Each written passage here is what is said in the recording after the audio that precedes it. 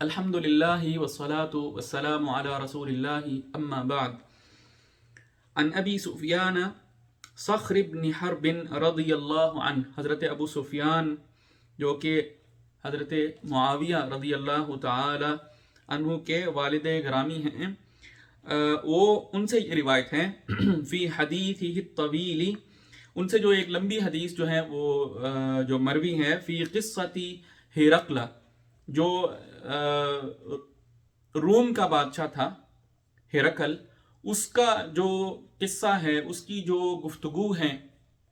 اس کا جو ڈائلاگ ہے حضرت ابو سفیان رضی اللہ تعالی عنہ کے ساتھ.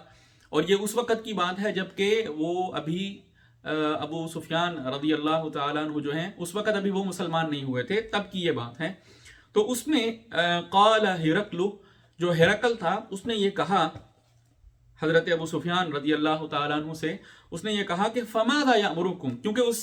ڈائلاگ میں بہت ساری ایک مکالمہ ہے، بہت ساری باتیں ہیں اس میں جو اس نے پوچھی حضرت ابو سفیان رضی اللہ تعالیٰ عنہ سے، اور حضرت ابو سفیان نے رضی اللہ تعالیٰ عنہ انہوں نے ہرقل کو ان ساری چیزوں کا جواب دیا. تو ان باتوں میں سے ایک چیز جو اس نے یہ پوچھی جو اس باب کے متعلق ہیں، اس نے کہا کہ فماذا یأمرکم، یعنی یہ جو تمہارے درمیان پیغمبر آئے ہیں جنہوں نے نبی اور اللہ کا رسول ہونے کا دعویٰ کیا ہے، جو اپنے آپ کو اللہ کا نبی اور رسول کہتے ہیں، یعنی نبی صلی اللہ علیہ وسلم، یہ تمہیں کس چیز کا حکم دیتے ہیں؟ قال ابو سفیان، ابو سفیان جو ہیں رضی اللہ تعالی عنہ، قال ابو سفیان رضی اللہ تعالی عنہ کہتے ہیں کہ قلت، میں نے کہا، یقول، نبی صلی اللہ علیہ وسلم یعنی وہ پیغمبر جو ہم میں مبعوث ہوئے ہیں، وہ ہمیں یہ کہتے ہیں اعبد اللہ وحدہ، ایک اکیلے اللہ کی عبادت کرو صرف، لا تشرکوا بہ شیئا، اس کے ساتھ کسی چیز کو بھی شریک مت ٹھہراؤ، کسی چیز کو بھی، کچھ بھی ہو اللہ کے ساتھ وہ شریک نہیں ہو سکتا. واترکوا ما یقول آباؤکم، اور وہ تمام باتیں، وہ تمام چیزیں، وہ تمام تصورات، عقائد، خیالات، وہ سب باطل جو خیالات تم نے بنا رکھے ہیں ان کو چھوڑ دو. ما یقول آباؤکم، جو تمہارے آباء و اجداد کہتے تھے ان باتوں کو چھوڑ دو، کیونکہ وہ باطل ہیں، وہ کسی بنیاد پر نہیں ہیں، کسی دلیل پر نہیں ہیں. اللہ تعالیٰ نے ان کے بارے میں کوئی دلیل نازل نہیں فرمائی، وہ انہوں نے اپنے پاس سے بنا رکھی ہیں، تو ان باتوں کو چھوڑ دو اور ایک اکیلے اللہ کی وحدانیت کو اختیار کرو جس میں اس کا کوئی شریک نہ ہو. وَيَأْمُرُنَا بِالصَّلَاةِ، اور وہ پیغمبر جو ہیں وہ ہمیں نماز پڑھنے کا حکم دیتے ہیں. وَالصِّدْقِ، اور سچ بولنے کا حکم دیتے ہیں،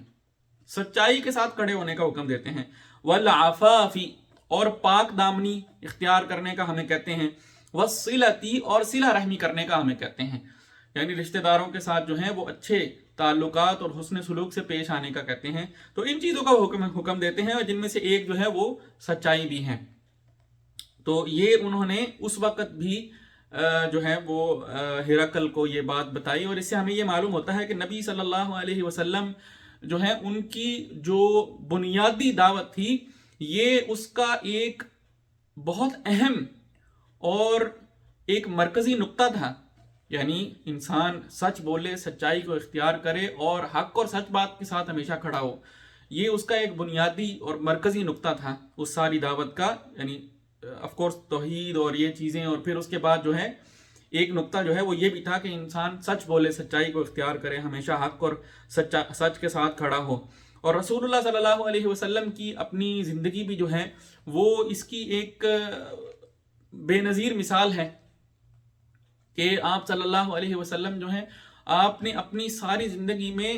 ہمیشہ سچ بولا، ہمیشہ سچ کے ساتھ اور حق کے ساتھ کھڑے ہوئے،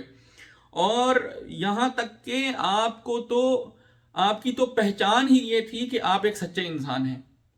اسی لیے تو زمانہ جاہلیت میں بھی